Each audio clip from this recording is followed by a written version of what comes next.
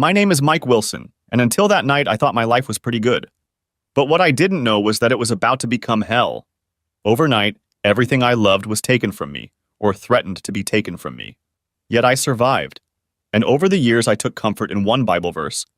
Running is not for the swift, nor battle for the strong, nor food for the wise, nor riches for the brilliant, nor favor for the learned, but time and chance happen to all. I married Jenny Smith 3 months after graduating from college, and we had been married for a little over 7 years when Jenny completely betrayed me. I reviewed every minute of our married life that I could scoop up and found nothing to indicate that my life was about to turn to shit. I was completely blindsided. Jenny and I had met in college. She was very attractive, about 5'6" tall, with blonde hair and emerald green eyes. Jenny wasn't overly wealthy, but in my mind she was perfect.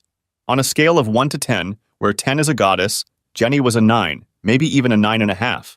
But she had this charm about her that just drew people in. Jenny drew me body and soul to hello. We fit together so well, and our goals seemed to be a perfect match. Or at least the goals that Jenny talked to me about. Anyway, we dated and eventually got married.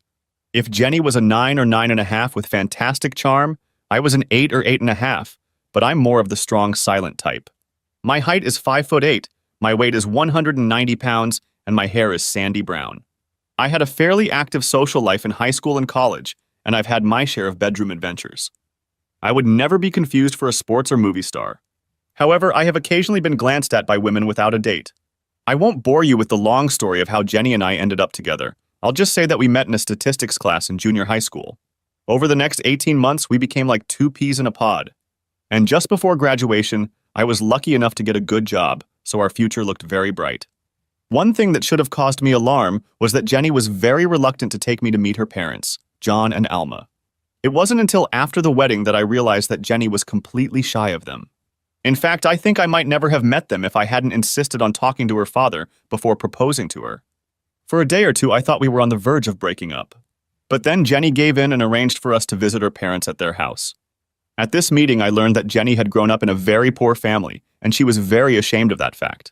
But it seemed to me that these were wonderful people, and Jenny had nothing to be ashamed of. They were warm, compassionate, and very friendly. They didn't have much, but they were always willing to share whatever they had. My father died when I was 14, and my mother died when I was 20. So I grew to love John and Alma Smith as if they were my real parents. They lived in a little house in an old, not the best neighborhood. It was a 1-story dwelling of just over 1,000 square feet. It was simple, with 3 bedrooms and 1 bath. They had a decent-sized living room, but a small kitchen. Nevertheless, John made sure the house was in good condition, and the lawn was neat and trimmed. Alma, in turn, kept the inside clean. Over the years, it made me sad to see Jenny neglected by her parents. But whenever I brought it up, it caused an argument. So I avoided any mention of John and Alma, but always kept an eye on them. I called them at least once a week, and sometimes I was able to get Jenny to talk to them. But beyond wanting to keep in touch, I listened to see if they needed anything. For example, one day I found out that John's lawnmower had broken down, and he didn't have the money to fix it. So I bought a used lawnmower and told John that I had a new one, and if he knew anyone who could use my old one. I think he knew what I was doing, but accepted the mower gratefully. Like I said, I had a good job that paid well, so I was willing to help if needed. I started out as a staff accountant for a fairly large manufacturing firm with plants in 5 states and 2 foreign countries. I worked in the firm's headquarters, where the accounting department consisted of only 18 people, including me. Despite the small size of the department, we handled all accounting and tax operations for all of the firm's businesses. Even though I was an entry-level accountant, I was paid a high 5-figure salary. But 3 years after I joined the firm, 2 things helped me advance my career. First, John Stanton, our department manager, retired. Second, I passed the CPA exam. At first, they tried to hire a new manager from the outside to replace John. But after the second option failed, I was offered the job. I was promoted to head of the accounting department, and my salary was raised to 6 figures. That made Jenny happy, because now we could afford a bigger house and buy more expensive cars. Shortly after the wedding, Jenny became pregnant and we had twins, a girl and a boy. At first, Jenny was not happy when she found out she was pregnant. She complained bitterly that it was too soon. She wanted to travel and enjoy life first. As for me, I was ecstatic. Fortunately, once the twins, Glenda and Mark, were born, Jenny became a wonderful mother. For the first 5.5 years, she was a stay-at-home mom. But once the kids started kindergarten, Jenny insisted on getting a job. With a degree in English, The only decent paying job she could find was as an administrative assistant at a law firm. When I found out where Jenny would be working, I worried that she might be led astray. I had read many stories of married women having affairs with one or more attorneys while working in law firms. However, this never happened. The attorney she worked for was Clem Flint, one of the original partners, and he was a 55-year-old man with a potbelly. He also had a wife whom he adored and 5 children. Mr. Flint was a devoted Christian, like his partners, and tolerated no fooling around. Our marriage seemed very strong. However, in the 6th year of our marriage, I noticed that Jenny was not in good spirits. I confronted her one day after she lashed out at Glenda for forgetting to put a plate in the sink. "What's going on with you, Jenny?" I said quietly. "You didn't need to snap at her. It was just a plate, for God's sake." Jenny started to cry. "It wasn't a dish. I'm just so depressed because I feel like my life is passing me by and I don't have a chance to live. I feel like I'm just somebody's wife or mommy. There are so many places I want to visit but will probably never see. There are so many nice things we can never afford. My life is shit." I was shocked at the way Jenny described our life together. I thought she was having a midlife crisis or something and suggested we see a counselor. The suggestion was met with hostility. "I'm not crazy, I just want to live a better life." With those words, Jenny left. For weeks on end, the kids and I walked light. But it wasn't all bad. Jenny would lose her temper, and for a few weeks we would become a loving family. But then the disgruntled Jenny would reappear. I was convinced it was just a rough patch, and eventually Jenny would snap out of it for good. And if she didn't, I married her, for better or worse. I loved Jenny with all my heart, and I was sure she loved me. Besides, we had 2 wonderful children, and I knew Jenny loved them. They were great kids, and I spent as much time with them as I could, especially with Jenny's mood swings. I felt sorry for the kids because they didn't understand why Mom was sad and angry at times. So I tried to shield them from it and always told them that no matter how Mom acted, she still loved them to bits. On weekends, I often planned trips around town with Mark and Glenda. Sometimes Jenny would join us, but most often not. The kids loved having their happy mom on trips with us, but were relieved when we left their unhappy mom at home. Things were tense in our house until the 4th of July picnic that my company threw every year. It was a fun time for all the employees, and surprisingly, Jenny even looked forward to it.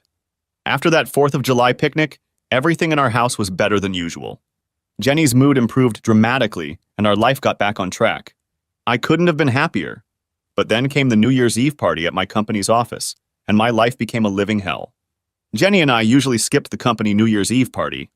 Neither of us were big drinkers, and I loved dancing more than Jenny.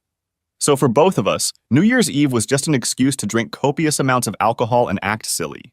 We usually took the kids out to dinner, tucked them in for the night, and watched the ball drop, and then climbed into bed and made love to celebrate New Year's Eve. This New Year's Eve was different, as Jenny informed me that for the first time in years she really wanted to go. She attributed this to the fact that we hadn't danced in a while. This struck me as odd because Jenny wasn't that good at dancing. It all seemed strange to me, but if Jenny wanted to go to a party to dance, I happily agreed. When we got to the party, I was surprised to see our company owner Brad Colson there. The only company event he regularly attended was the 4th of July picnic. In fact, it was at the last 4th of July picnic that Jenny first met the owner of the company. It was apparent that everyone was a little surprised to see the boss at this particular party. The general consensus was that he enjoyed the picnic because he liked to participate in volleyball and softball games. He wasn't a bad athlete, but no one had the guts to tell him he wasn't as good as he thought he was. We have several guys who played baseball in college or junior high, and one woman who went to Ohio State on a full scholarship to play volleyball. Once Jenny was settled in, I headed out to get drinks for us. No sooner had I returned, however, than the music came on and Brad asked my wife to dance. He danced through 3 or 4 songs before returning her to our table. When I suggested that Jenny dance, she said she just wanted to rest. But half an hour later, when Brad showed up, she jumped up and danced 5 songs in a row with him. Eventually, I managed to get 2 dances in with Jenny before she cited fatigue. About 15 minutes before midnight, Brad came back again. Jenny didn't even look in my direction as she took his hand. To put it mildly, I was very angry, but I didn't want to embarrass myself in front of my boss. "I'll talk to Jenny when we get home." I was sitting there pondering when someone said there was 1 minute left until midnight. I looked around for my wife because I wanted the new year to start with a kiss from her. But I was stunned when I saw Brad pull Jenny to him and kiss her on the lips. Anger boiled up inside me, and I headed over to where they were still hugging. I jerked Brad away from my wife and yelled, "Leave my wife alone, you bastard!" The room was suddenly deathly quiet as all eyes were on us. No one had ever spoken to Mr. Coulson like that before. I didn't care that he was my boss. He was out of line and I wasn't going to stand for it. I didn't care if he fired me. My heart was racing and I knew my face was turning red. I wasn't a fighter, but if Brad was going to do something nasty to me, I'd be ready to fight him face to face. But he only smirked. "Jenny, I think it's time to go home," I said through clenched teeth. I reached for Jenny's hand, but she yanked it away. "Mike, I'm sorry," Jenny said, taking Brad's hand, "but I'm going with Brad. This is just for tonight. We'll talk tomorrow." I was so stunned I couldn't get a word out. Before I knew it, Brad and Jenny were gone and everyone was staring at me. It was the most humiliating thing I had ever experienced in my life. I left immediately and headed home. The day after DD. When I woke up on New Year's Day, I was suffering from the worst hangover I had ever experienced. The previous night had been too much crying and drinking and too little sleep. I raged against heaven and hell. I plotted and planned my revenge on Brad Coulson. I was convinced he had tricked my wife into leaving with him. I had already rehearsed what I would say to my wife when she came home. And I had no doubt we'd spend a lot of time in counseling. Yes, despite the total disrespect, I wanted Jenny back. I loved her so much. Still, I racked my brain for ways to really mess with Brad, but the only plans I could think of were extremely cruel. And just as quickly as I came up with one of them, I discarded it because I didn't want to go to jail over a piece of shit like Brad Coulson. It took 3 hours, but I was finally able to get my bad headache under control. I called the babysitter and told her I'd be there in a couple hours to pick up Mark and Glenda. Then reality started to seep into my life and I started to get paranoid. What if Jenny decided she wasn't coming back? That suddenly became a real possibility for me. What if she grabbed the kids first? I'd be screwed. So I quickly got dressed and rushed to get the kids before Jenny got the idea. I wanted to start any conversation with Jenny from a position of strength. The kids were happy to see me, but wanted to know where Mom was. It took everything I had not to break down in front of my 2 children. So, taking a deep breath, I lied. I told them that Mom needed to go on a trip. They looked disappointed until I asked if they wanted to go to IHOP for pancakes. While the kids ate, I started making 2 lists, one about how we could get through this and one about how to plan for divorce. When I got home, I was both relieved and disappointed that Jenny wasn't there. I wanted to fix things with my wife, but I was afraid of what I might do or say. Then I saw the answering machine blinking. It was a message from Jenny, who decided that since my emotions were so strong, it would be best if we postponed our conversation for a week. She explained that Brad needed a secretary for a business trip, and she was going to fill in for her. Jenny turned out to be full of crap. The only person who would be filling in for her was Brad. I crumpled up my list of how to get back together and tossed it in the trash. The emotional pain I was feeling at that moment seemed 10 times worse than any physical pain I'd ever experienced in my life. It's impossible to know what it feels like unless you've been betrayed by someone you loved and trusted the most in life. During these days, I realized how a person could go insane and cause horrible bodily harm to those they supposedly loved, thoughtlessly destroy property, and yes, even consider taking their own life. All of these thoughts raced through my brain in an endless stream. Finally, thankfully, I was able to dismiss one of these thoughts. I would never kill myself because I loved my children too much. The thought of devastating them because of a selfish act on my part was repugnant to me. However, other dark images continued to arise, and a new one was added to them. Were Mark and Glenda really my children? I readily agreed when the kids asked if they could play in the backyard. I needed that free time to get myself together and start planning a whole new life. So, while the kids played, I started expanding my list of things I needed to do to protect myself and my kids in the coming shitstorm. The first item on my list was a DNA test. I took a kit when we went to a restaurant. I tried to cover as much information as I could, but realized I was probably missing a lot. So the first thing I did was call a friend who had gone through a divorce and asked him if he would recommend his divorce attorney. He replied that he would not, but would definitely recommend his ex-wife's lawyer. I asked if I could get the name and phone number of this attorney. After a few minutes of searching, he gave me the information I needed. The attorney's name was Tom Watson, and he had an office with 3 other attorneys who dealt exclusively with divorces, wills, and probate. I called the number listed, even though it was New Year's Eve, because I figured I could leave a message and someone would call me back on Tuesday. To my surprise, a man picked up the phone. "Tom Watson." I quickly realized I was talking to the lawyer I wanted to hire, and before he could blow me off, I explained my problem. He was probably going to set up a meeting with me until I mentioned that my wife's lover was Brad Coulson. Then he became very interested. He asked if I could come to his office at 9 a.m. on Tuesday morning. I replied that I could if I could find someone to watch my children. Please bring your children with you because they will help you understand what I think you should do. Before you come, I want you to gather all of your financial documents, including bank statements, credit card bills, utility bills, and mortgage payments. I also want you to list everything you and Jenny have spent over $100 on. Don't forget to bring birth certificates, marriage certificates, social security numbers, tax returns for all the years you've been married, and anything else that might be relevant. After gathering everything I thought might be useful, including a copy of the phone message Jenny had left me, I spent the rest of the day playing with the kids. In the evening, as we headed to Joe's Pizza, I stopped to pick up a DNA test. After swabbing the baby's cheeks and my own, I took the kit to the Federal Express office. The DNA test company promised to have the results in 2 days. I was greatly relieved when the test results showed that the babies were mine. The next morning was a bit hectic as I fed and prepared the children. Before heading to my appointment, I called work and told them I would be taking the rest of the week off. Tom Watson's office was larger than I had imagined, and after introductions, Tom led us into a spacious conference room. I took Mark and Glenda to the far end and gave them mini tablets to play their educational games.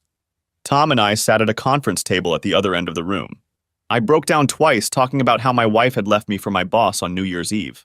I still couldn't believe that she had tossed me away like some one-day trash. Tom turned out to be very understanding and compassionate. He told me that things would get better, but I was in too dark a state to believe it. When I finished telling him about my problems, Tom pulled out a picture and held it out to me across the table. I want to let you know something before you agree to hire me. This is a picture of my cousin Abby Colson. She was once married to Joe Colson, Brad Colson's brother. Joe cheated on my cousin and then left her for someone else. I represented Abby in her divorce, but I got ripped off since Brad paid for his brother's team of lawyers. They swamped me with paperwork and I was too naive to realize what they were doing. I had just passed the bar exam and still thought everyone was playing fair. Abby ended up on the losing end. It took me 5 years, but I finally got the judgment partially reversed. Since that day, I have been working on becoming a better family law attorney. Even though I didn't get Abby what she deserved, my partial victory pissed him off. So while I welcome a rematch with Mr. Colson, I want you to know that Brad will sick his lawyers on you, especially since I represent you. But I promise I'll give you everything I have. That's enough for me, I said firmly. Let's get started. I suddenly felt good that someone was on my side and that I could finally fight back. For the next 3 hours, we went over all the papers I had brought, discussed what I could expect, and finally I was asked what I really wanted out of all this. Of course, I would prefer none of this to happen. But that's impossible, so I want the house, half of the property, an untouched pension, no alimony, and no child support. Perhaps you should temper your expectations, Tom said solemnly. But I'll fight to get all that for you. Do you want full custody? I shook my head, then clarified. If Jenny doesn't want kids, then I definitely want them. But I know she loves them and would probably fight for full custody. It seems to me that joint custody would be fair. Well, to be honest, I'm out of here, Tom said glumly. You need to prepare yourself for the fact that she's likely to get primary custody. Given Mr. Colson's wealth and the likelihood that he intends to marry your wife after the divorce, she may become a stay-at-home mother. Unless you plan to remarry and can prove that your wife is a stay-at-home mom, I think the best you can hope for is liberal visitation rights. But knowing what a jerk Colson is, they'll probably fight for that too. That really sucks, I said with venom. I didn't do anything wrong, but I'll be the one who ends up on the losing end. As for your kids, that's probably a fair assessment. However, the upside is that if your wife marries Brad, you won't have to pay child support. But the downside is that you will still have to pay alimony. I'll gladly pay child support just to see the kids. At the final meeting, Tom was talking to Mark and Glenda, and I wasn't in the room. I don't know what exactly they talked about, but Tom looked pleased when he came out with the kids. You must be some kind of father, Tom said as he took me aside, because your kids love you so much. Unfortunately, they seem to love their mother too. But not as much as they love you. I left Tom Watson's office feeling better financially, but very worried about how much time I would be allowed to spend with my children. Tom told me that he would draft a divorce and a petition for temporary custody of the children for me. We planned to serve it on my wife shortly after she returned from her business trip. 8 days after DD Day. Jenny called in the morning and asked if we could talk. I replied that yes, and arranged for the kids to be somewhere else. Everything seemed to be going just as Tom had predicted. I was no longer under any illusions about Jenny wanting to reconcile. Although it was tearing me apart, it was impossible to put the genie back in the bottle. Our marriage was over, and Jenny took up a trade. I wasn't surprised when she rang the bell. Tom had told me to expect something like that. Nevertheless, I made her wait and rang the bell 2 more times. When I finally opened the door, it cost me a lot of labor to contain my emotions. I didn't say a word, just turned around and went into the kitchen to get a beer.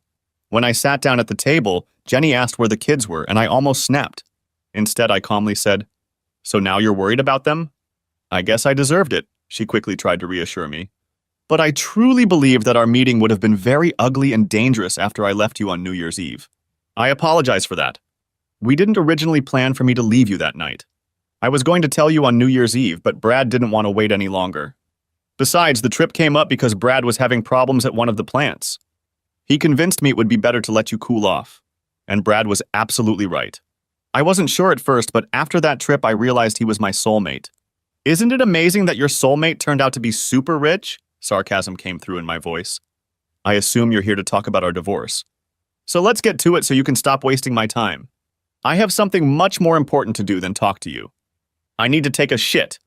Anger flashed in Jenny's eyes. "You don't have to be rude and insulting. I don't care what you think." Jenny was furious. She wasn't used to people talking to her the way I was. "I don't have to sit here and take insults." "Then leave," I said, getting up and heading for the backyard. I didn't really want Jenny to leave. However, given my state of mind, that would have been the best thing to do. But apparently my attitude was making her nervous, and she lost her fervor. "No, I think we need to get this conversation over with." Then she rummaged through her purse, pulled out an envelope, and held it out across the table. I opened it and started reading. Tom was right again. The terms Jenny offered were quite generous until I got to the last paragraph. At that point, I almost threw myself across the table to rip Jenny's throat out. I threw the papers in her face. "You can tell Brad Colson to take this proposal and shove it up his ass. I will never consent to him adopting my children, and to offer me $100,000 to consent is just despicable. Mike, Brad and I can offer the kids a much better life than you can." "Screw you, Jenny! And to hell with your shithead hubby!" "Mike, it'll be better for the kids," she began, ignoring my insults. "I'll stay home and they'll have the opportunity to attend better schools. They'll live in a better house and be able to travel. Those are things you can't provide. But if it helps, Brad is willing to pay you $250,000 to allow the adoption. Jenny, not only are you a total slut, but you're also an idiot. What part of screw yourself and screw your soulmate don't you understand? I'm sure Brad will increase his offer to $500,000, Jenny said quickly. That's probably more money than you'll ever have in your life. We were barely making ends meet on your salary. And don't forget that Brad is your employer, and your job could disappear in an instant. Even if he offered $100 million, I wouldn't take it. I was on the verge of doing something stupid, and I had to calm down. I wanted to throw Jenny out the front door, but that would ruin Tom's well-thought-out plan. I glanced at the clock and then turned back to Jenny. I've had time to reflect on our marriage, and I've realized it's not pretty. You may think you have a golden kitty, but you don't. We had a pretty good marriage for a while, but for the last year you've been a shitty wife, a shitty mom, and a shitty person in general. We weren't just making ends meet, but you were always spending more than you needed to because you have to have the best of everything. I don't need Brad's crumbs. And if Brad plans to fire me, I'll have to go to the EEOC. Right now, the court has given me custody of the children because of your abandonment of them. I didn't give up my children, she said angrily. Then the front doorbell rang. It's for you, I said with a smile as I headed for the door. As I opened the door, I saw a sheriff's deputy standing there. I stepped aside and let him see Jenny, who was standing just behind and to the side of me. He nodded and asked, Are you Jenny Wilson? After she showed him her driver's license, he handed me an envelope and told me she had received a summons. I grinned as she read the divorce petition and then ran away in tears. God, that felt so good. She just left and was served with the statement, I told Tom on my cell phone. I hope you behaved yourself? Asked Tom. It was difficult, but I behaved myself. However, Jenny left here in tears after she was served, I admitted. I don't know what that had to do with. You were hardly wrong about what they'd offer. They did, however, throw in one kicker that almost made me lose my senses. It looks like Brad Colson wants to adopt my kids. He can't do that, can he? Now that's something I didn't expect, Tom admitted. As for whether they can take away your parental rights, that would be extremely difficult unless they can prove that you're a completely unfit parent. So you'll have to be extremely careful about how you behave around your wife and Brad. Also, try to stay close to other people who can be your witnesses if need be. I don't think that bastard Brad can fabricate a story and have his witnesses swear to it. I know you're a good father, but don't forget that they may try to twist even the most innocent events to make you look worse. Now that I know their plan of action, we'll be prepared. Tom, does it ever get easier? I asked, as the pain of Jenny leaving me came over me again. Yes, it gets, Tom answered immediately. And if you're honest with yourself, you'll admit that you're not as devastated today as you were the night your wife left you. However, there will be good days and bad days for a long time to come. And I want to warn you that as we move forward, we will probably lose a few skirmishes with Brad and Jenny. But each time we lose, we will regroup and find new ways to fight back. As they used to say in the 60s, keep the faith, baby. In the week I took off work, I made all the financial preparations Tom had advised me to make. I opened new accounts for myself and transferred half of all the money into them. I made arrangements for the twins to go to school after school. Their school had a program where kids could stay until 5:30. It was perfect because I worked from 7 in the morning until 3:30. This gave me enough time to get home, do some chores around the house, and still have time to put the kids down. The week also gave me time to schedule time with the kids. Jenny was very free to run the house, especially when the kids had to go to bed. However, I needed to establish a stricter routine if I wanted it to work.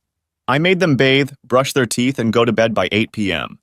They objected at first, but when I promised to read them 2 stories instead of 1, they began to look forward to bedtime. Spending time with the kids became a lifesaver for me. We became even closer, and surprisingly, they didn't ask about their mom too often. But one day, Mark asked if his mom would ever come back. I didn't want to hurt my kids, but I wasn't going to lie to them either. I told them the whole truth. Their mom had found a new man she liked better than me and wanted to live with him. What's more, she wanted him to be their new daddy. Both kids started crying, and then I felt awful. Perhaps I had said too much, so I quickly assured them that no matter what, I would always be their daddy. That calmed them down, and I got 2 big hugs.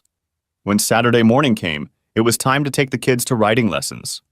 Even though Mom hadn't seen them in over a week, Mark and Glenda were excited because they were going to see Miss Darla. The writing lessons were my idea, which Jenny opposed. Like many little girls, Glenda loved horses and wanted to learn to ride. Mark just agreed because he didn't want to be left out. However, Mark quickly became a much better rider than his sister. Darla Lamson owned a horse farm that also offered riding lessons. She was an excellent riding instructor, and the children adored her. She was a cheerful soul, with a beautiful face but 10 or 15 pounds overweight. However, she had a warm smile and an infectious laugh. I liked her from the first time we met.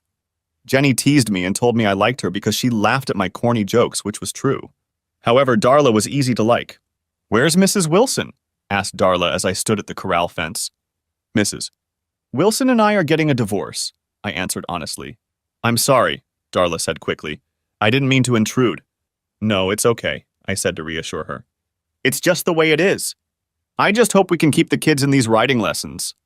I have the kids now, but my lawyer says the court will probably give her primary custody and me visitation rights. I'm going to fight for joint custody, but things aren't looking too good." "Why?" "Well, once the divorce is finalized, Jenny will marry her rich lover. Then she'll stay home and I'll have to hire babysitters. And the best part is that I work for that wife-stealing shithead Brad.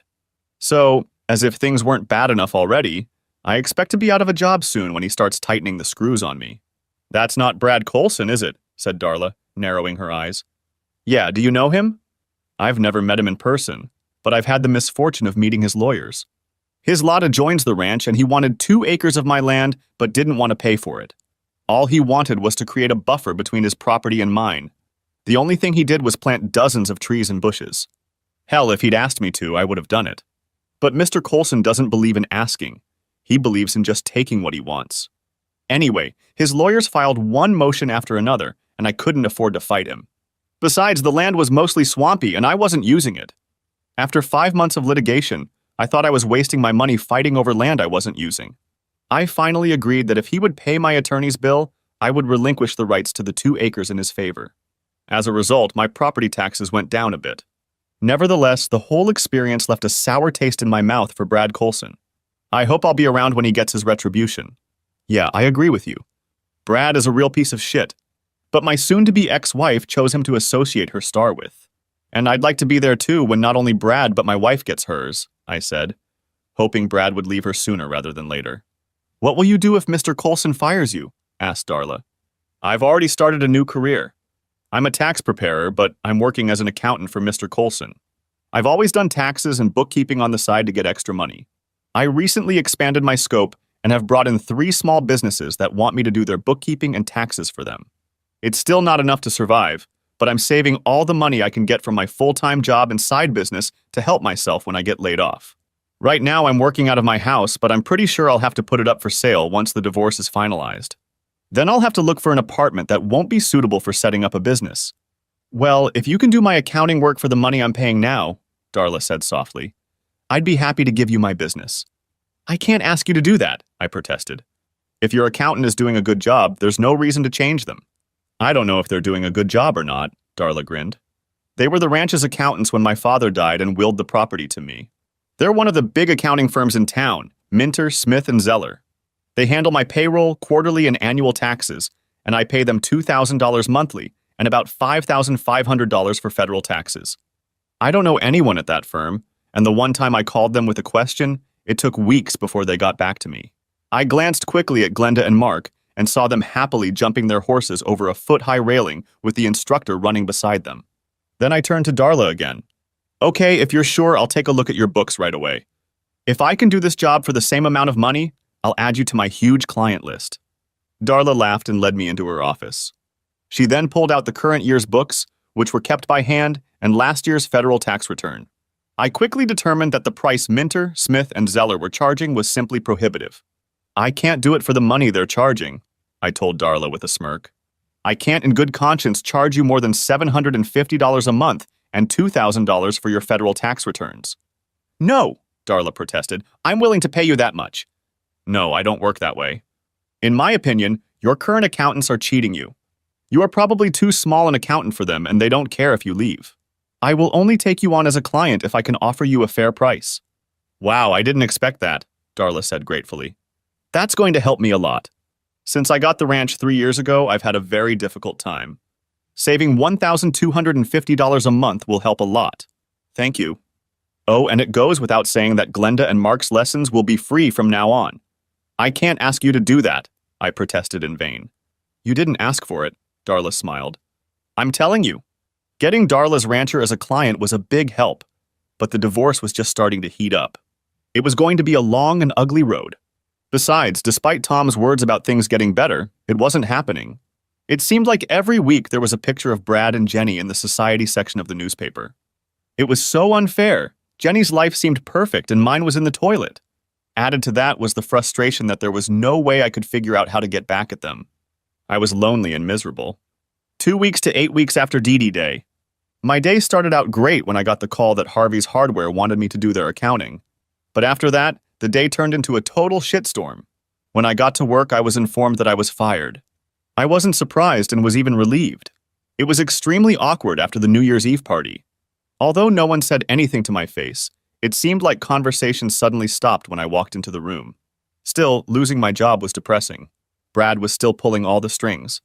Tom was already preparing paperwork to file a wrongful termination suit with the EEOC.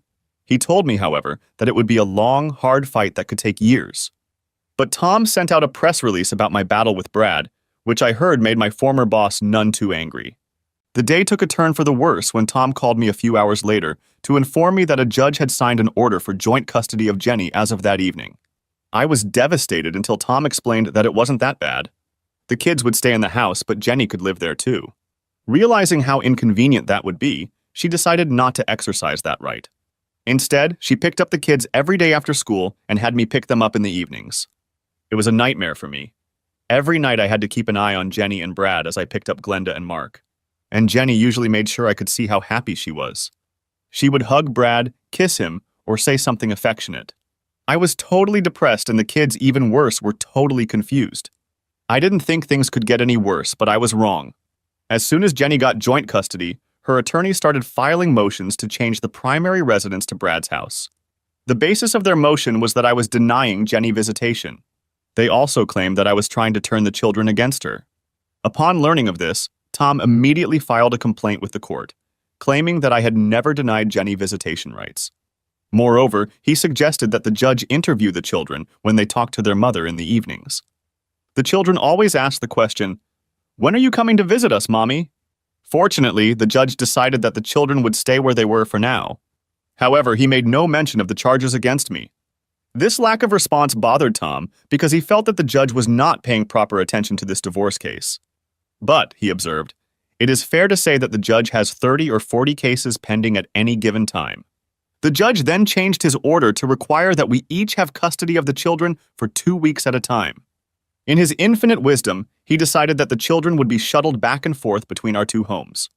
At first, I thought this would be extremely inconvenient for Jenny, since the child's school was a 35-minute drive from Brad's house. But I didn't think about how devious Jenny and Brad would be. But I was soon to find out. As soon as Jenny left me at the New Year's Eve party and went home with Brad, I had to realize that I had never really known the woman. Truth be told, I don't think Jenny really knew herself either. Still, it's hard to let go of someone when you love them so desperately. However, the first time Jenny picked up Glenda and Mark, I was shocked by what my soon-to-be ex-wife told me. Jenny looked nervous but determined. Once the kids were in the car and out of earshot, she turned to me. Please don't complicate the divorce. I still care about you and I don't want Brad to destroy you. If you let Brad adopt the children, I will provide you with full visitation rights. But I want you to understand, I'm not going to let you destroy my relationship with Brad. Wow, I shook my head. And here I thought you were just a cheating whore. But I was wrong. You're also a conniving bitch. You'd let me have full dating rights in a pig's eye. Screw you! I turned and started to walk back to the house, but over my shoulder I heard her say, You've been warned. I called Tom right after Jenny left and told him what she had said. Tom wasn't surprised. I told you to expect the worst from Brad. Have you installed cameras in the house yet? The outside cameras will be installed tomorrow. But right now I have one in my bedroom, one in the kids' bedroom, and one in the hallway leading to the bathroom. They put another one each in the family room and the kitchen. Tomorrow they'll put cameras in the front and backyard. That's all we can do right now. Tom looked pleased. But keep in mind that Brad's lawyers will probably start making accusations of mistreating you. The cameras should disprove all the accusations. The days Mark and Glenda spent with Jenny were difficult. Brad had a very active social life. He and Jenny were often featured in the society section of the newspaper, or I caught a glimpse of them on TV. They often had their children with them if it was a daytime event. In all the photos I saw, Jenny was radiant, and the kids seemed excited and happy wherever they were. Each of these photos crushed my soul even more. I couldn't compete with Brad's money. I felt like he was stealing my kids little by little. On Monday of the 8th week, after Jenny's desertion, everything went downhill. Around 9 o'clock in the morning, I received a call from the children's school informing me that Mark and Glenda were absent. I immediately called Jenny. Are the kids sick? I asked with great concern. No, why would you think that? Jenny replied smugly. The school called and said they were absent. Oh, that, Jenny said dismissively. I transferred them to Chesterton Primary School. It's a much better school and it's only 5 minutes from my house. You can't do that, I growled. I can and I did, she snarled and hung up. My frantic call to Tom did nothing to calm me down. He explained that we would fight to transfer to another school, but that a judge would likely allow it since the new school had a much higher rating. Courts, I have learned, do what they think is best for the children, even if it sends the worst message to the children. In this case, the message was that their mother could do whatever she wanted and their father was powerless to do anything about it. As I sank deeper and deeper into depression, Tom warned me that the worst was yet to come. He warned me to be extra vigilant because, in his opinion, this was just the first salvo from Brad and Jenny. He was absolutely right, and I thanked God that Tom had insisted that I install surveillance cameras and transmit the images to the security company in cloud. On Tuesday, Tom filed a complaint about the changes at the school. A hearing wasn't scheduled until 3 weeks later. But on Wednesday of that week, Jenny's lawyers filed a complaint accusing me of mistreating our daughter. I was furious, and it took all of Tom's calming influence to hold me together. However, 2 things happened, but I thought only one of them would end well for me. An emergency hearing was scheduled, but I was forbidden to see my children until the investigation was done. I wasn't even allowed supervised visitation with them as there was talk of legal action. Tom immediately got a court order to find out the details of the prosecution. He wanted Jenny to state more specifics. Fortunately for me, the judge did not believe their arguments. He had encountered this kind of subterfuge many times in the past. Let me be clear, Mr. Silas. The judge looked intently at Jenny's attorney. I take these allegations very seriously. If they turn out to be true, I will see to it that Mr. Wilson is prosecuted to the fullest extent of the law. However, if I find out that your client is trying to play a trick on me, It won't do Mrs. Wilson any good. I expect you to give Mr. Watson a detailed account of when, where, and what happened. Am I correct, Mr. Silas? Jenny's lawyer turned slightly pale and nodded. I also noticed that the smile that Jenny had on her face was suddenly gone. The next day, Mr. Silas emailed the charges, but there were no specifics. I was furious that they were still playing games and trying to ruin my life. But Tom assured me that we had enough evidence to completely disprove their allegations. The emergency hearing began. Okay, Mr. Silas, you made this accusation, so what evidence do you have? The children told their mother, the attorney replied. And given the seriousness of the situation, we took immediate action to protect them. Mr. Watson, the judge turned to Tom, what does your client have to say about this? Your Honor, both my client and I maintain that the accusation is a complete lie, and when we prove it, we will ask the court to impose sanctions on Mrs. Watson. If Your Honor will allow, I would like to play a series of videos provided by Able Security. At my suggestion, Mr. Wilson installed cameras inside and outside his home because he was afraid that this particular outrageous accusation would be made. Mr. Silas immediately rose to his feet. Your Honor, this is highly irregular and questionable at best. How do we know these videotapes aren't doctored? The judge sighed in annoyance. Obviously, Mr. Silas, you are not familiar with the security system Mr. Wilson has installed in his home. The video recorded in Mr. Wilson's house goes directly into the Able security system. From there, it is stored on the security company's server for 1 year. If my memory serves me correctly, the video is also stored in the cloud. You can only get the video from the server or the cloud with the passwords of 2 employees of the company. It is a secure system and I trust it. When the videos were finished, the judge made sure that nothing happened at the time Jenny indicated. The judge was not pleased. After talking to the kids for about 20 minutes, the judge and my kids walked out. They were sent back to the hallway to wait with the babysitter Jenny had brought with her.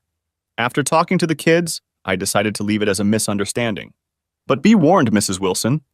If it happens again, I won't look down on you. Your Honor, Mr. Silas rose to his feet. While we're here, perhaps you'll rule on the change of school? Yes, that would be appropriate, the judge said slowly. Having looked at both schools, I agree with Mrs. Wilson that Chesterton Elementary School is better. I interviewed the children and they said they liked the school. I dodged a bullet, but I lost a major battle. And that defeat was even worse than I thought it would be. Mike, I'll be honest with you. The judge's ruling was bad. It virtually guarantees that Jenny will get primary custody of Glenda and Mark. However, there were 2 positives in today's hearing. First, you won't go to jail and you won't be separated from your children. And second, since they couldn't charge you, you'll at least get visitation rights. Yeah, I know how that works, I said with growing anger. Jenny will find a way to ruin my visits. We'll complain. The court will tell Jenny not to do it, and those 2 cheating assholes will come up with some new way to ruin my life. Isn't there anything I can do to stand up to what they're doing? Tom shook his head slowly. Unless you move to the Chesterton School District and get married, I don't see the judge going the other way. That Saturday, the kids were at my house and I took them to riding lessons. I usually enjoyed watching them ride and occasionally talking to Darla. Today, however, I was as down on myself as I could possibly be. My life was a mess. Not only had my wife left me and I'd lost my job, but as far as I could tell, her life was perfect, and mine had turned to shit. And she was going to take my kids away from me. It was so unfair. She cheats and I get punished. Hey, Mike, Darla said, taking a seat next to me on the bench. You look really depressed. It can't be that bad, can it? I explained to Darla that when the divorce from Jenny was final, the kids probably wouldn't be coming to class anymore. I told her that in order to get joint custody, I would have to move to the Chesterton School District and get married. And I had no prospects for marriage, and there was no way I could afford to move to Marion County. No offense, Mike, but your wife is a class of bitch, Darla said. She's been treating me like dirt ever since she signed your kids up. When she showed up and started harassing me, I was going to tell her to get her bitch ass somewhere far away. But then I saw the look on Glenda's face and I couldn't do it. I grinned sadly. No offense taken. I agree with you. We sat in silence for a few moments, and then Darla straightened up. Hey, I have an idea. My house and half of this lot are in Marion County and the Chesterton School District. Why don't you move here and we'll tell everyone we're married? Then you'll be on equal footing with your wife. I stared at Darla for a few minutes with an amused expression on my face, but then I started thinking about her proposal. The more I thought about it, the more I thought it might work. So I asked Darla to accompany me to my next meeting with Tom to explain the plan to him. He immediately rejected the offer. Mike, I realize you're desperate, but a sham marriage won't work. You'll have to produce a marriage certificate. And when they realize you're cheating them, they can give Jenny sole custody. I was bitterly disappointed, but Darla persisted. What if we do get married? What? We can't do that, I said immediately. No, hear me out, Darla demanded. Suppose we announce that we're engaged, and when you get divorced, we get married at the courthouse. In the meantime, can you move into my house?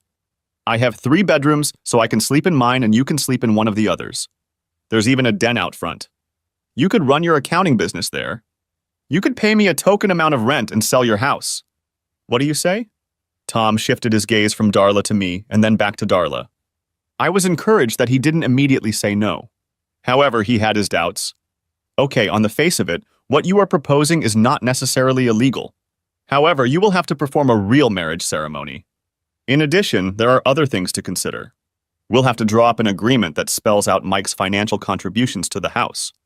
I would insist on a prenuptial agreement that spells out what assets each of you will keep when you decide to separate.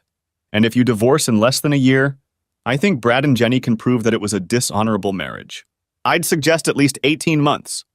I'll settle for all of that, Darla said immediately. My head was spinning and I wasn't sure it was the right thing to do. Now that I think about it, I'm not sure. Darla, this is very taxing on you. Anything I can do to mess with Brad is all I can do, she said with a smile. From 8 weeks to 18 months after DD Day. After we had signed all the papers Tom had prepared, Darla seemed to be absolutely thrilled with the whole thing. I figured she must hate Brad as much as I did. The gist of everything we agreed to was that we would be married for at least 18 months and could divorce at any time after that. The division of property was clearly agreed upon, and we each kept what we had before the marriage and everything we earned during the 18 months. I paid rent to live in Darla's house, but the prenuptial agreement listed that as my share of the household expenses. The next day, Darla and I went to the county courthouse and applied for a marriage license. We each had blood tests taken and then waited for the final custody hearing. Tom filed for joint custody and Jenny's attorney filed for sole custody. While Darla and I kept our marriage plans a secret, Jenny and Brad announced them to the world. Photos of their wedding details have appeared in the society papers. Apparently, over 500 people would be in attendance. Not surprisingly, I wasn't going to be one of them. On the day of the final hearing, a knot the size of a ball tied in my stomach. Although I felt that I was now on equal footing with Jenny and Brad, I knew enough about the court system to realize that fairness and justice were often not the basis for the final decision. Jenny's attorney, Mr. Silas, began by detailing my shortcomings. Mr. Wilson is currently unemployed and struggles to pay his bills. He does not live in the Chesterton School District where Glenda and Mark Wilson now attend school. In addition, we remain concerned about Mr. Wilson's mental state. Objection! Tom shouted, jumping to his feet.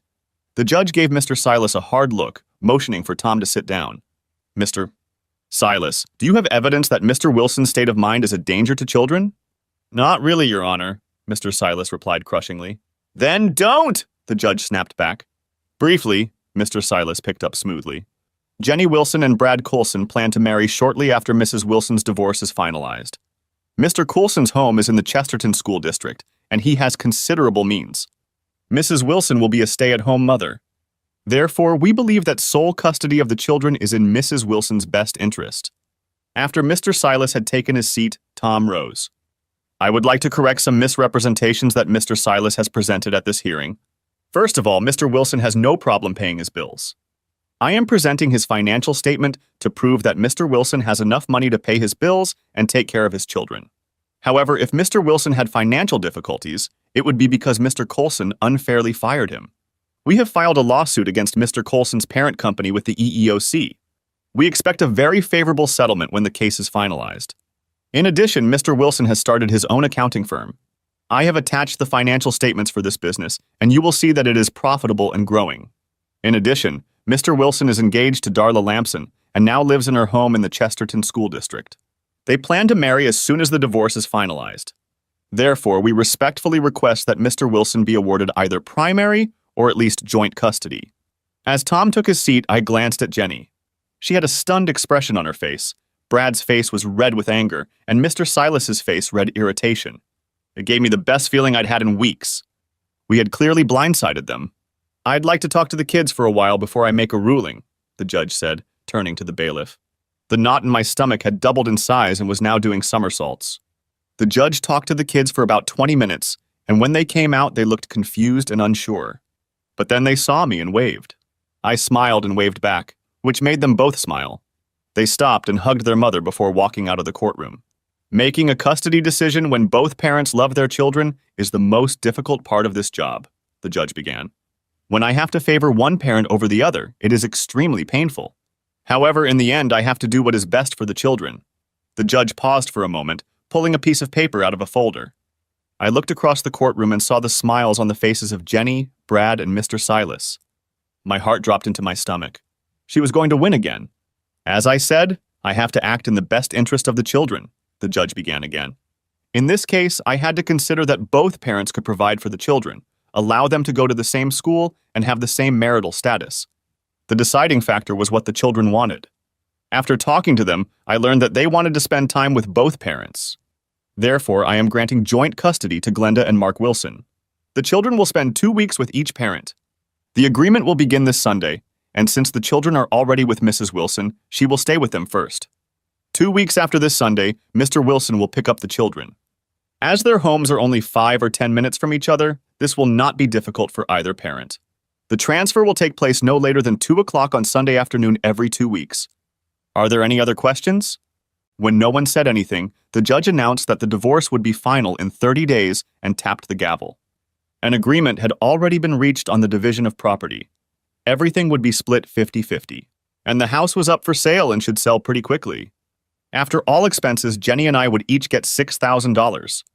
I'm sure it was pennies to Jenny, but to me it would be an extra amount if I needed it.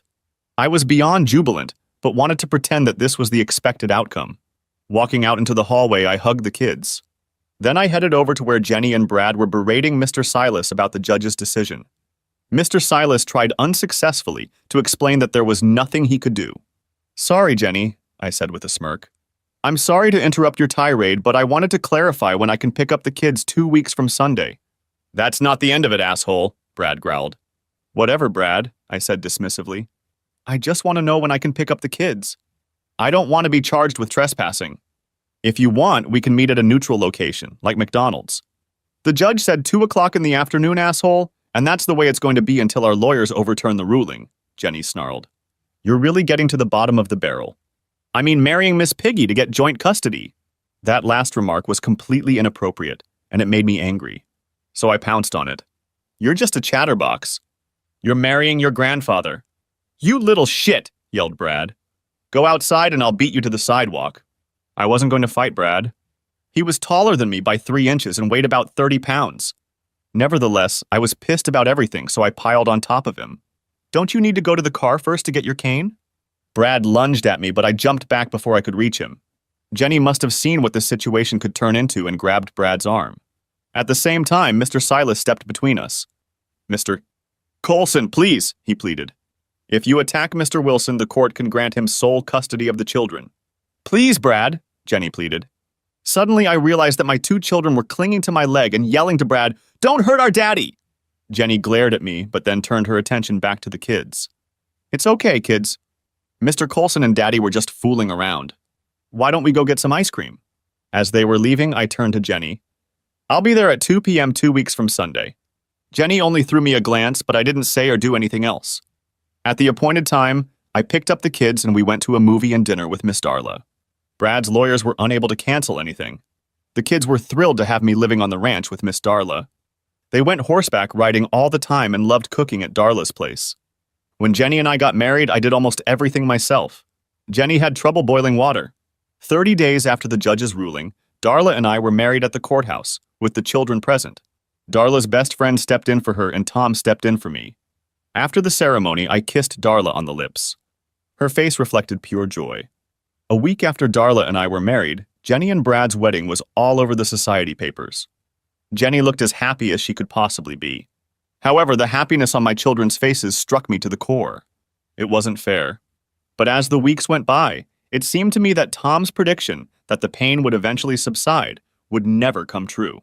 Even though some days the pain wasn't as sharp, my nights were filled with loneliness and agony. For the first 6 months, I kept trying to think of a way to get revenge.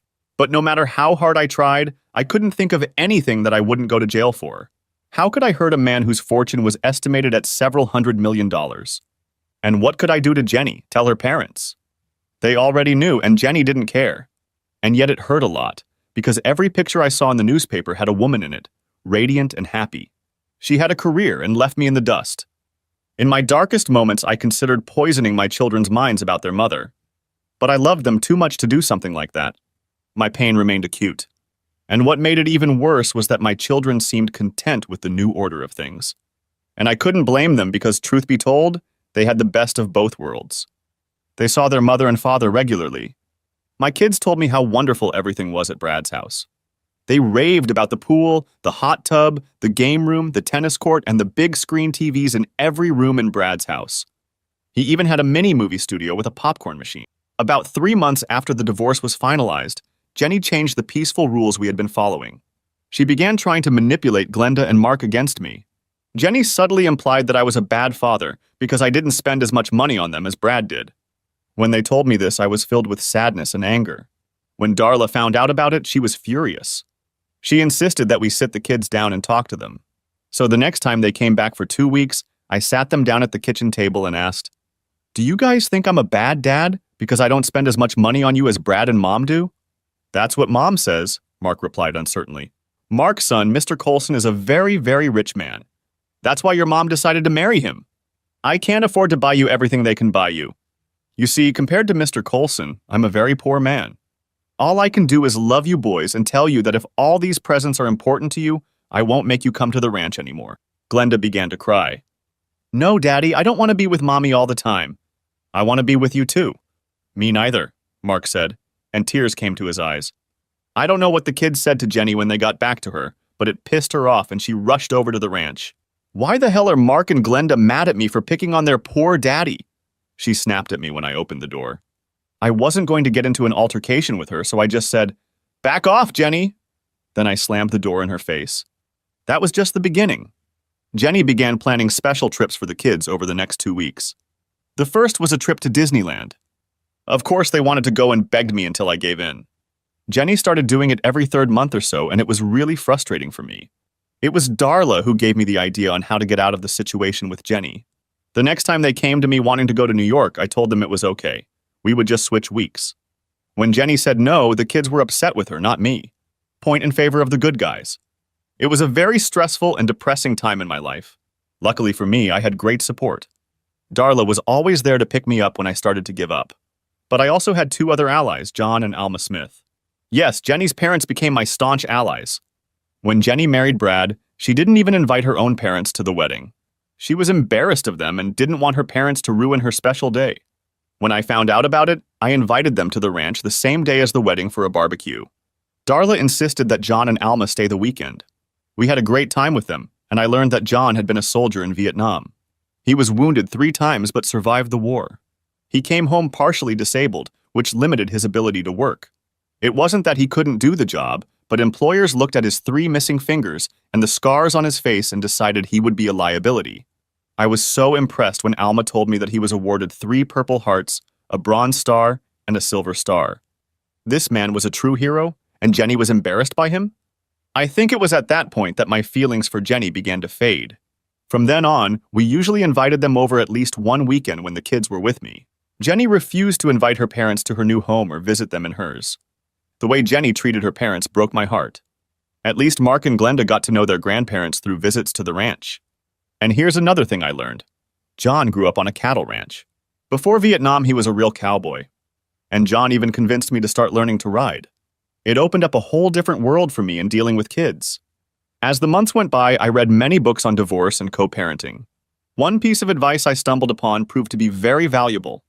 The author suggested that instead of buying the kids things, gift them with experiences. And Darla was imaginative in coming up with things to do.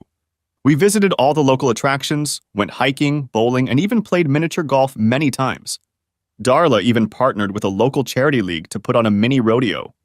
And to make it even more fun for the kids, she involved them in the planning. Glenda and Mark were excited to see their first rodeo, especially when they learned they would be leading the parade through town. However, Jenny tried to sabotage the rodeo by offering to take the kids to Disneyland in California. But Mark and Glenda flatly refused their mother. They didn't want to miss their first rodeo ever. And it was so successful that it has been an annual event ever since. During the first year after the divorce, Jenny continued to try to win the child's affection. She never stopped making snide remarks about me. From time to time, she convinced the kids to give up a few days with me to do something with her and Brad. And yet, even though I felt bad every time the kids chose to spend time with their mother over me, I never put them on notice. And every night they were with me, I continued to read 2 books before bed. Of course, as they got older, I had to read the books chapter by chapter, and I read a few chapters each night. This continued until 5th grade.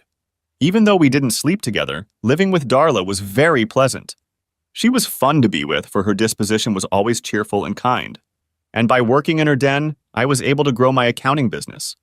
At the end of the first year, I was earning about 70% of the salary I had earned working for Brad. Nevertheless, even a year after the divorce, Jenny was still trying to surpass me in the eyes of the child. By this time, however, Brad realized that I would never let him adopt my children. After realizing this, he began to lose interest in them.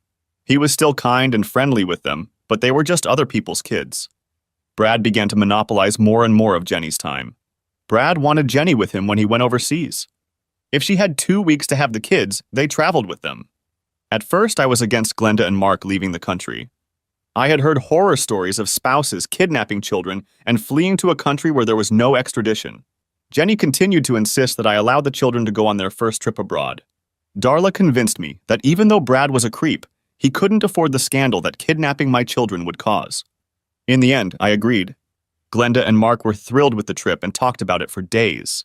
Several more trips followed, during which the children traveled abroad with their mother. One day, Brad's trip had to be extended, and I figured Jenny would just leave the kids with her.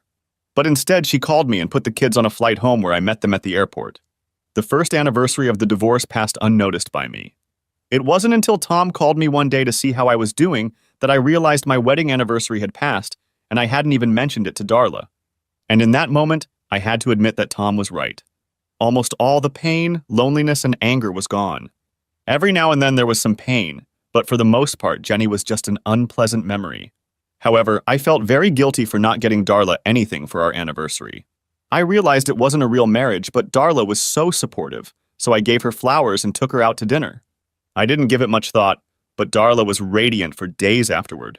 However, closer to 18 months, Darla seemed to become moody. She was never unpleasant, but I could see that she was upset. I decided I had already exhausted my resource and began looking for a new place to live. Even though custody wasn't much of a problem these days, I wasn't going to take any chances. I searched for a long time until I found a townhouse to rent. It had 3 bedrooms and 2 baths. It also had a 1-car garage. But most importantly, it was located in the Chesterton School District. I really didn't want to move. I loved living on the ranch, and running my business from my room was perfect. Plus, I really enjoyed Darla's company. Until the last few weeks, she was always happy and cheerful. On my advice, Darla expanded the ranch. She purchased 200 more acres of mostly rocky hills. The trails on these hills were especially enjoyed by those who didn't want to just ride in the corral. It was a great place for groups to get away for a weekend of riding, sleeping, and outdoor cooking.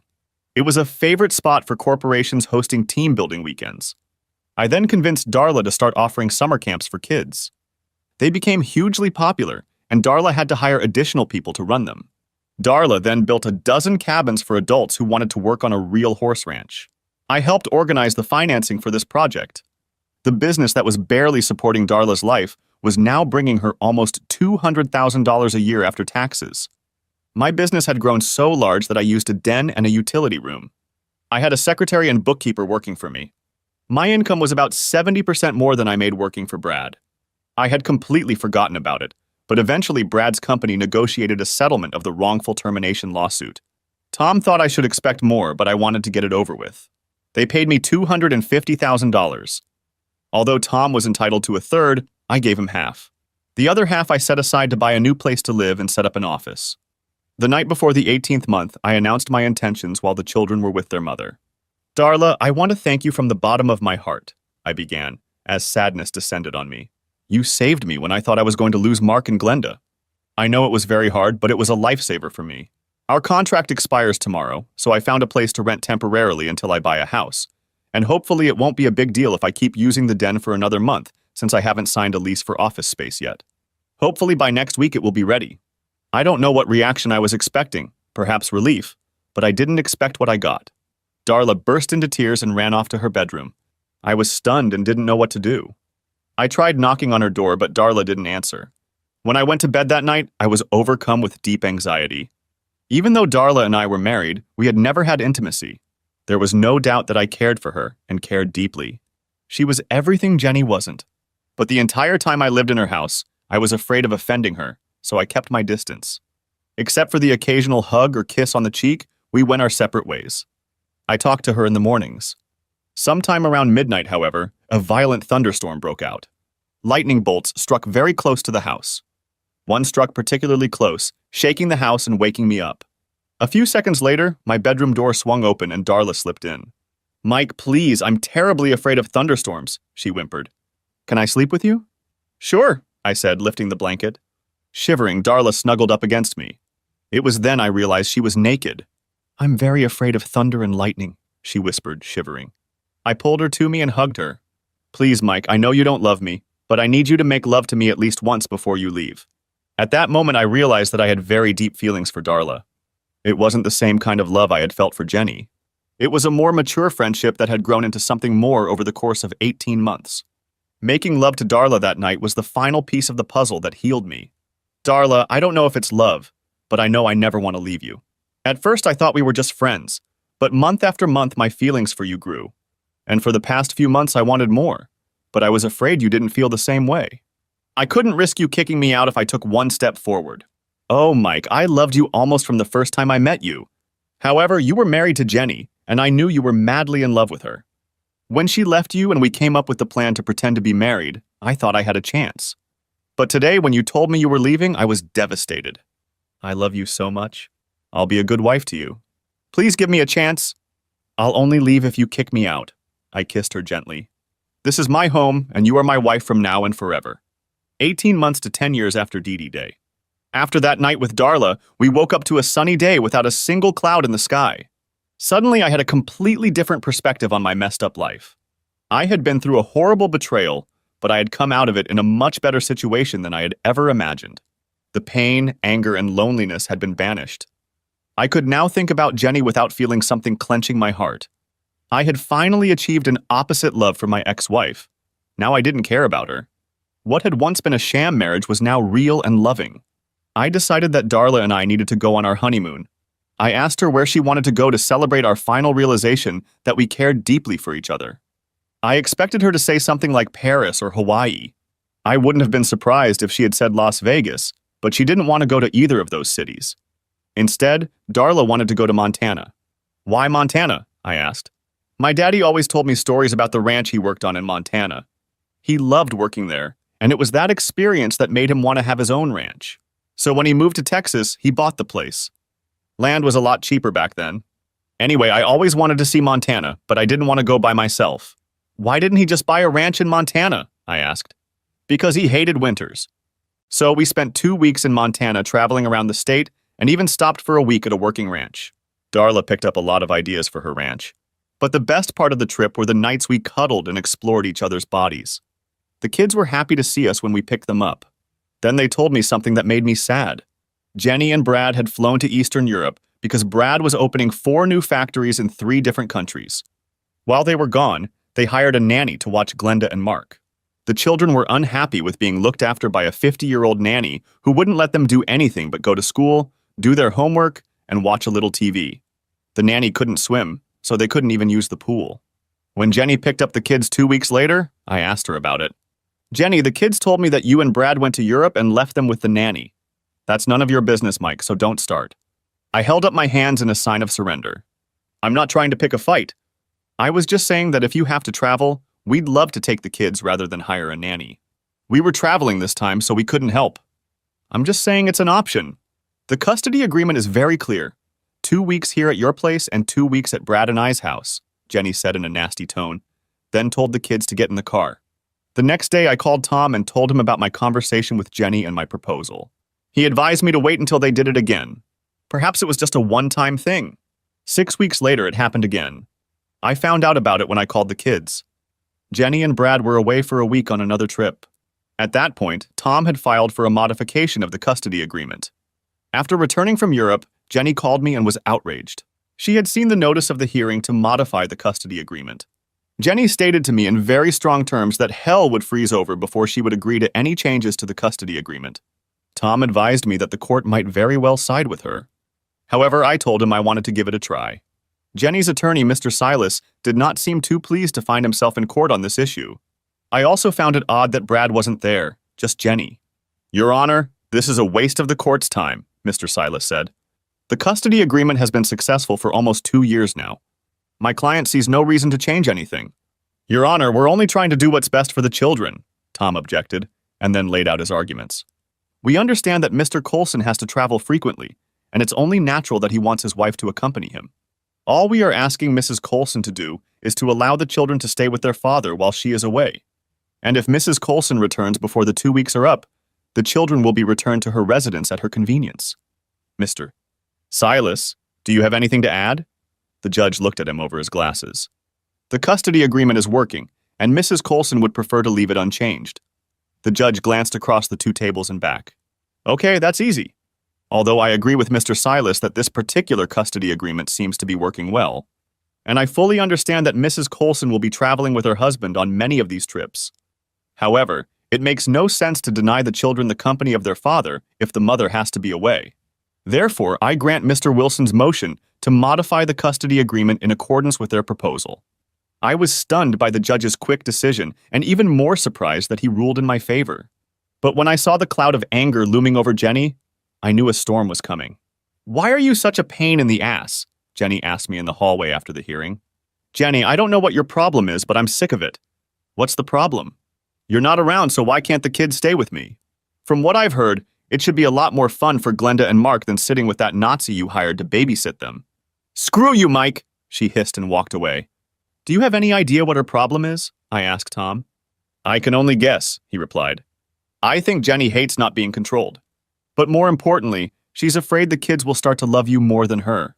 You're probably right, I agreed with a sigh. Jenny keeps trying to turn the kids against me. And she always makes me wait 10 or 15 minutes when I pick them up. But I still don't get it. Jenny has everything she wants. So why make such a mockery of it? Because she can, Tom said with a smile. Come buy me lunch. 2 years after that first night Darla and I spent as a real married couple, we had a baby girl we named Wendy. 18 months after that, we had a boy we named Stephen. Darla was not only a wonderful mother, but Glenda was also Glenda's number 2 mom, and Mark became very protective of his new brother and sister. The next 5 years flew by like a blink of an eye. And during that time, I would say I had Mark and Glenda 70 to 80% of the time. Jenny and Brad seemed to be bouncing all over the place. After our divorce, Jenny had very little contact with her parents. They visited her and Brad once or twice a year, usually at some restaurant for dinner. John and Alma were never invited to any parties at Brad's house, never invited to spend the night at Brad and Jenny's house. On the other hand, Darla and I invited John and Alma almost every weekend. The kids loved having them over, and admittedly, so did I, because they were like second parents to me. Besides, I loved talking to John about his life. He had found many occupations in his life, from ranch work to truck driving to body repair. He was also one of those who helped build the first World Trade Center. John worked in all phases of construction, doing carpentry, drywall, and electrical work. He could even build the house and pour the foundation. He could do it all despite his shortcomings. From time to time, John would talk about his service in Vietnam. On those rare occasions when he talked about his war experiences, the wild horses couldn't tear me away from the chair next to him. He was a true American hero. It really bothered me that Jenny ignored her mother and father, and I know it hurt them deeply. I tried to talk to my ex-wife about her attitude toward her parents, but I got her standard response. Mind your own goddamn business. I continued to follow Jenny and Brad on social pages, as I had gotten into the habit of doing, but the kids liked seeing pictures of their mother in the newspaper too. When we first broke up, I kept a close eye on whether Jenny and Brad's marriage would dissolve, as I was sure it would. But as the years went by, Jenny and Brad seemed very happy. And although I never asked, according to Mark and Glenda, life at Brad's house was pleasant. The kids even liked Brad, and apparently he was nice to them. Well, he bought them tons of stuff, which the kids always love. Sadly, Alma passed away from cancer about 8 years after our divorce. She spent her last days with us at the ranch. There were quite a few people in attendance at the funeral, which was held locally. There is a private cemetery on the ranch dating back to the 1870s, and John asked if we could bury Alma there. We, of course, agreed. John also asked if he could be buried next to her, and again we agreed. I wasn't sure if Jenny would actually come to the funeral, because she had only spoken to her father once since her mother's death. And that was when John called his daughter to inform her of her mother's passing. However, Jenny did show up with Brad. She was wearing a dark blue dress and sunglasses. I was a little surprised by Brad's appearance. His hair was starting to thin and gray. In addition, he had a hint of a potbelly. I figured he was spending too much time traveling, eating out, and not exercising enough. John got up to greet his daughter, and it was an awkward moment. They just stood there looking at each other for what seemed like an eternity until John pulled his daughter into a hug. At first, Jenny just stood there, but then she slowly embraced her father. Brad walked over to John and shook his hand, offering his condolences. Mark and Glenda, who had been crying, walked over and hugged their mother. Brad turned to me, nodded, and smirked. I think he expected me to flinch at his presence. Instead, I smiled, extended my hand, and shook it. When we tried to take a seat in the front pew, there wasn't enough room. So I suggested that Brad and I sit on the second pew. Brad was not happy about this, especially when John insisted that I sit next to him. Darla ended up taking my place in the second pew with Brad. As the service began, I heard Brad grumbling behind me. Then I heard Darla hiss something at him. A moment later, Brad got up and left. When it was over, John invited Jenny and Brad to come back to the ranch for the burial and subsequent meal. But Jenny declined, making the excuse that she had a plane to catch. I knew it was bullshit, but I didn't say anything. After the funeral service, I caught Darla alone and asked what had happened between her and Brad during the church service. He was mad because you were sitting in the front row with his wife, Darla said, shaking her head. But I sat on one side of John and Jenny sat on the other. We didn't sit together. I pointed that out to the high and mighty Mr. Coulson and then told him to shut up because the world doesn't revolve around him. Darla then smiled mischievously. I think he was insulted. We laughed about the incident, but we shouldn't have. Brad doesn't react well to people who don't show him proper deference. In other words, he's a vindictive prick who truly believes his shit doesn't stink. 2 weeks later, Brad began another land grab on Darla's ranch. This time, he claimed 10 acres of land adjacent to his allotment. His attorneys found out that those 10 acres had once been a separate parcel. And because of a clerical error, they were not included in the single ownership of the rest of the ranch. Therefore, taxes had never been assessed on those 10 acres. Brad had his accountants calculate what the taxes on those 10 acres should have been, and paid the county that amount. His attorneys then demanded a tax return. Darla was upset by this demand, even though the 10 acres were a mixture of swampy and rocky land. Darla asked me if she should just sign the deed, since the land wasn't worth that much. Absolutely not, I immediately replied. Brad is being a bully and trying to put you in your place for insulting him. You didn't have the money to fight him last time. It's time to shove him up your ass and end the relationship. His claims are phony. As I predicted, the court sided with Darla. They said it was the county's fault that the taxes on the 10 acres weren't collected. Furthermore, it was the county's responsibility to first notify the current owner and give him an opportunity to pay the delinquent bill. And to top it all off, the court limited the tax payment period to 5 years. After that, I didn't see Brad in person for a long time. I saw him and Jenny on social media pages from time to time. During that same period of time, I rarely saw Jenny. More often than not, when I came to pick up the kids, one or the other staff member was already ready and waiting for me at the front door, and that was fine. In addition, Jenny continued to miss spending time with the kids as Brad traveled more and more. As the years went on, I estimated that the kids stayed with me about 9 months out of the year. And it was getting to the point where they hated going back to their mother's house and Brad's house. They complained that Brad had become moody and their mother was almost always absent. And then there was a scoop in the newspaper. Brad had filed for divorce from Jenny. It was a complete shock to me and I couldn't understand why. And the kids were just as confused as I was. But a few weeks passed and it was revealed that Brad had caught Jenny cheating with billionaire Thad DeMont. That explanation spoke for itself. Jenny was changing once again. Tad was not only richer than Brad, he was also considerably younger. Darla and I couldn't help but be amused by this turn of events. Shortly after Brad and Jenny's divorce was finalized, Jenny married Tad. To me, this was a wonderful thing.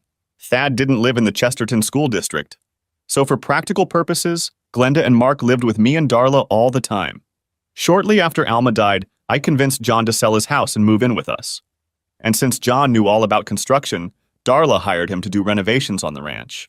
Then Darla and I decided to expand the house to make a dining room for the ranch workers and expand my bookkeeping. This caused another fight with Brad. He fought to have our building permit denied. In the end, we got the permit because we had great rights of way. John took charge of the new construction and did about 85% of the work himself. It was a little over a year after Thad and Jenny's wedding, and Jenny filed for divorce. There were rumors that Jenny had caught Tad cheating on her with an 18-year-old girl. Then there was another rumor that I later found out was true. Tad only married Jenny because he didn't like Brad and decided to take his wife away from him. Talk about karma. Now I get up every morning and thank God for all the blessings he has bestowed upon me. From 10 years to 30 years after DD Day. The years went by and we had our ups and downs and one terrible tragedy. Mark was in a car accident that could have killed him. However, he was lucky. He suffered a broken leg and wrist, as well as bruises, scrapes, and cuts. John suffered a mild stroke that left him slightly paralyzed on his left side. Physical therapy helped him, and he now walks with only a slight limp. Darla never seems to get sick. She told me she doesn't have time to be sick with 4 kids, the ranch, and me. I, on the other hand, have been very lucky. I hadn't been feeling well for weeks. I had no energy and was plagued by headaches and nausea. I kept brushing it off until one day Darla took my hand and dragged me to the doctor's office. After a bunch of tests, they determined that I had one artery so badly clogged that I was about to have a heart attack. I was operated on and had a triple bypass. After the surgery, even though I was still in a hospital bed, I couldn't believe how much better I felt. If you're wondering if I ever thought about going back to Jenny after she became single, the answer is hell no. The thought hadn't crossed my mind until Darla mentioned it. One night after dinner, as we were watching TV, the thought crossed my mind. Darla asked me, "Have you ever thought about getting back together with Jenny?" Darla tried to make it sound casual, but I could see the fear in her eyes. One day I saw an old man sitting in the waiting room, and I went to see what I could do to help him. When he looked up, I was shocked. It was Brad. "Brad, this is a surprise," I said, holding out my hand. Brad took my hand and shook it weakly. He looked unimpressed, but before I could say anything, he spoke. "You won," he said sadly. "I won what?" I asked in confusion. "I really loved her," Brad said, "and I thought she really loved me." And then it hit me that he was talking about Jenny. So I suggested, "Yes, she has a way of making you fall in love with her. But Jenny has always had one big flaw. She was born poor and never got over it. She thinks more money means more happiness." "Now I understand how you felt when Jenny left you," Brad admitted. "How did you survive?"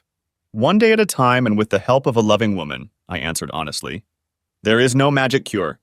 Brad sighed. "It's too late for me to find someone else. Besides, I loved Jenny with all my heart. But that's not why I'm here. I'm here because I have stage 4 cancer, and I wanted to apologize to you. I knew it was wrong to pursue a married woman, but I just fell in love with Jenny. I hope that someday you can forgive me." Looking at the old man standing in front of me, it struck me that I had once hated him with my whole being. But now I just felt sorry for him. "Brad, there was a time when I hated you," I admitted. "But that time is long gone. And if you want my forgiveness, you'll get it." He smiled sadly again, thanked me, and left. He died 5 months later. Darla and I attended the service. I was surprised at how few people showed up. However, Jenny was among those in attendance. She was very upset about Brad's passing and even more upset with me. "You had to come and gloat, didn't you?" Jenny pounced on me. "You couldn't let me bury him in peace. You wanted everyone to see that you'd won." I was furious. "You're a hypocrite. You left him for someone with a lot of money, and now you're crying crocodile tears over his death. Brad apologized to me months ago, and I accepted his apology. Have you ever apologized to Brad for setting him up?" I didn't wait for an answer. I took Darla's hand and we left. The drive home was quiet for a while, but then Darla turned to me and asked, "Who pooped in your crispy crumbs this morning?" I couldn't help myself and burst into laughter. Darla always had a way of making me laugh. When Brad's will became public, I was surprised. Oh, he left most of his fortune to charity and his alma mater. But he also left $2 million to Jenny. Jenny, who had received from 2 wealthy husbands and this latest inheritance, was doing just fine. She bought an apartment near the ranch and tried to reconnect with her children. However, the children did not want to go to their mother. Since it was designed for middle-aged single people, they complained that there was nothing for them to do there. But I told them that their mother was making an effort, and they should too. In the end, the distance proved to be too great.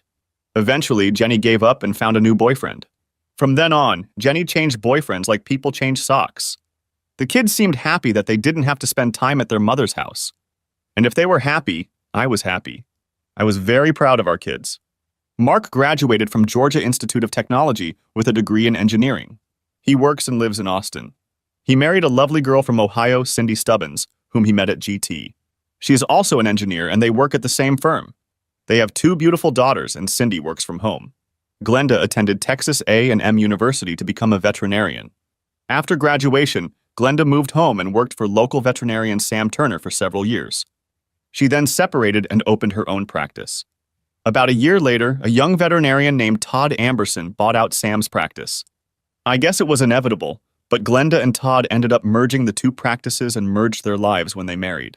They have two boys and a little girl, and I swear my grandchildren spend more time at the ranch than they do in their own home. Not only do Darla and I love having them around, but Jenny's dad probably spends more time with the kids than anyone else. They just adore him. My daughter Alma graduated from the University of Texas with a teaching degree. She now teaches third grade at Chesterton Elementary School. She married her college boyfriend Jerry, who teaches at Marion Middle School. He's a chemistry teacher. In 3 months, give or take a few days, they are expecting their first child. I couldn't be happier because I adore grandchildren. They are better than your own children. I'm kidding, but grandchildren have a lot to say. You can spoil them to your heart's content, and when they get cranky and fussy, you give them back. Mark married a beautiful girl he met while on vacation in England. No, she wasn't English. She was just another American on vacation. Her name is Sally. She's 5 feet tall, with long, dark black hair and violet eyes. I tease her by saying she's a mini Elizabeth Taylor. They have 3 children, 2 boys and a girl, and we just found out she's pregnant with a 4th. It amazes me that Sally has no problem carrying these children, being as small as she is. The years continued to rush by, and before I knew it, Darla and I celebrated our 30th wedding anniversary. For the past few years, I have rarely seen Jenny. The kids have occasional contact with their mother, but they rarely see her. From what they tell me, time has begun to catch up with their mom, as it has with all of us. She's no longer the hot commodity she used to be, and apparently she hasn't had a boyfriend in years. Jenny called her dad once every 2 months or so. He was approaching 90, but he still moved around fine and was still as alert as a glass. Conversations between father and daughter were always pretty short, and John always remained a little depressed. When I once asked him why he didn't talk to Jenny longer, he admitted that he just didn't know what to say to her. I felt sad for John. Another Christmas was fast approaching, and I headed to the mall for some Christmas shopping. I have long ago admitted that I'm absolutely terrible at picking out gifts, so I just find out what stores my family likes to shop at. Then I go there and buy gift cards. I know it sounds so lame, but that way I can never buy the wrong thing, size or color. And so far, I haven't gotten a single complaint. Anyway, I had just bought my last card and I was hungry. So I headed to the food court to order a Chick-fil-A sandwich and a lemonade. I was just about to take my first bite when I recognized the woman sitting 2 tables away from me. It was Jenny. She sat alone and watched the people passing by. She was especially interested in the families that filled the mall. Jenny was no longer the beauty I'd married. She had gained about 15 pounds and had a few wrinkles. Even from where I was sitting, the age spots on her arms were visible. Still, she was attractive for her age. But it was the loneliness in her eyes that caught my attention. I decided I wasn't going to hesitate and go sit with her. "Hey, mind if I join you?" I asked, placing my sandwich and drink on the table. "What do you want?" snapped Jenny. I was surprised by her hostility. It took me a moment to realize it, but then I picked up my sandwich and drink. I don't need anything. I just wanted to say hi. "Look, I'm sorry for bothering you. I don't want to start a fight, so I'll just find another table." A look of pain appeared on Jenny's face, and she flinched slightly. "No, I'm really sorry. The holidays seem to bring out the worst in me. Please have a seat. I want to have some company. What brings you to the mall?" "Christmas shopping?" I asked, taking a bite out of my chicken sandwich. "Mike, I haven't done any Christmas shopping since Brad and I got divorced. Now I just send checks?